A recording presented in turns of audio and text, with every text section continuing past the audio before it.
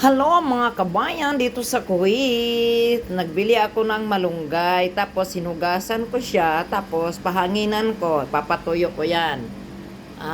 May init. Pasok dito 'yon sa kusina, binuksan ko na yung bintana. Yan, dito 'yan. Tapos pagkatuyo niyan, gawin kong tsaay. Kung sa English is tea. Tea. Tea. Tara na, gawin kong tsaa. Cha. Okay, all right. Yan ang gawin nyo mga kabayan, no? Maraming malunggay. Kung nasa Pilipinas, kumuha na kayo ng malunggay. Pag di natamad-tamad kayo, sa una, kawaton na rin ako ba? Karon, sus, dako kaya yung importanteng ning dahon sa malunggay di ay.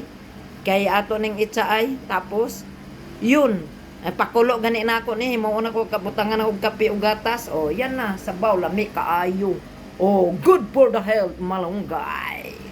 Thank you mga kabayan, mga guys. Thank you sa pagpanood ng video ko. Love you all 3 times a day.